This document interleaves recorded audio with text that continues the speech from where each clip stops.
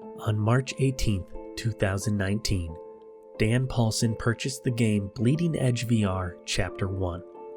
5 minutes later, he pressed the play button. Then, tragedy struck.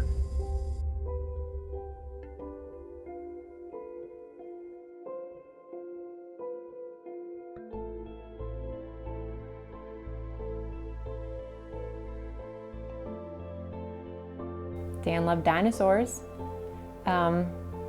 He would just be in his room most of the time playing with them. And he would wear these silly shirts with dinosaurs on them. He wasn't ashamed of it. He just really loved dinosaurs. They were a really big part of his life. And they were. Before bed every night, Dan would watch at least a few scenes from a Jurassic Park movie. But there was one other thing that Dan loved. One thing that would lead to his eventual downfall. Virtual reality. Dan loved getting lost in fantastical worlds. For someone who didn't go out much, it was an escape. Dan would play all the classics, but he loved any game that featured a dinosaur or dragon. Dan was getting bored though. Nothing new had released in weeks, which left him vulnerable.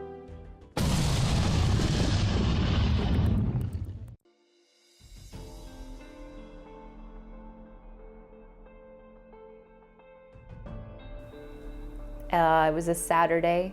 Dan came down for breakfast and he just seemed really happy. I figured his constipation had cleared up, but then he started shouting about some game. I didn't really give a shit. He dragged me upstairs and pointed to his computer screen, and it was some game with dinosaurs with guns. And I was like, great, and then went back downstairs.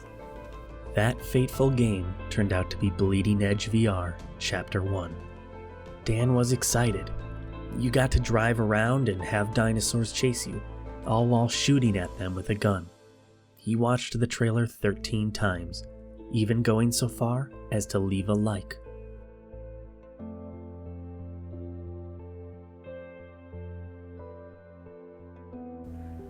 Yeah, that Monday, he had called out of work because the game was coming out that day, and it pissed me off because I had asked him for the rent money like 3 weeks ago, and he said it was coming. It never came. Dan did indeed call out of work that day, according to his boss.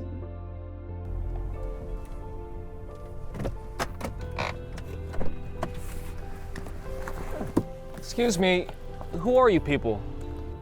Yeah, he wasn't there that Monday. Can you leave now? Or...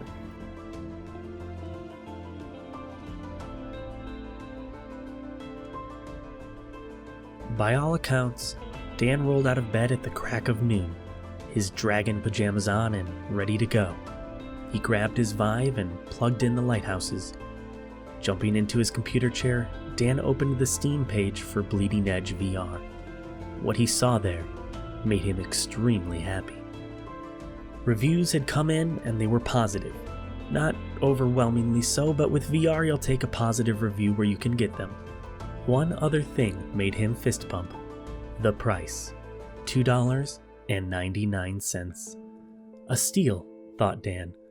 But what he didn't know was that the theft would be his life. So Dan clicked buy and waited for the install. What comes next may be too sensitive for small children.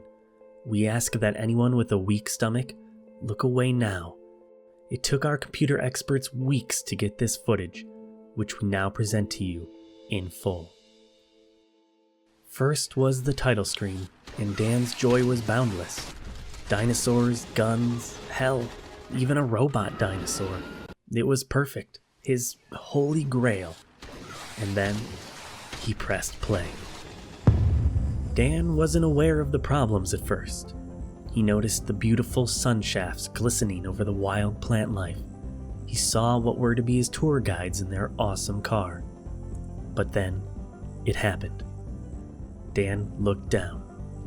His arms were petrified, tied to his body as if he were a wax dummy. No matter how hard he moved his arms in real life, the arms in the game would not budge. And then he saw the cube. His left hand, his perfect human appendage, was a purple cube. He looked at it, perhaps willing it to change. All the while, the game mocked him. It told him to shoot in order to begin. Shoot with what? Dan thought. He tried to pull the trigger on the controller, but nothing happened. The cube just sat there, unchanging. But Dan had played plenty of VR before. Especially in new games, bugs happen. He exited out of the game, ready to try again. His spirit had been dampened, but his heart was still full of dino shooting excitement. As the game reloaded, Dan saw the cube and let out an audible sigh. Probably. He took a step forward to become better acquainted with his surroundings, but when he turned, the horror struck. His headless body sat stationary on the truck, the head severed off at the neck. Those unmoving arms still posed as if they had a gun. The sight of it all was too much for Dan. He collapsed. Dan would try, over the course of the next few days, to play this game. But it never worked. His arms, they never moved. As he looked over the positive reviews on Steam, a piece of his mind snapped. I found him upstairs, and he was in the fetal position and he was crying and mumbling something about dinosaurs and decapitation. And he was waving his arms and he was just saying stuff like, look, they move. I don't know. And it was just too much, and it was too much. I had to get out of there.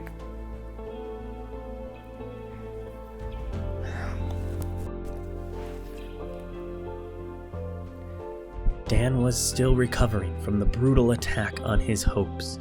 He left a negative review on Steam, but refused to refund the game. It was his mistake and he wanted to own it. Dan told us to tell you this final message. Don't trust the reviews. Don't trust anyone.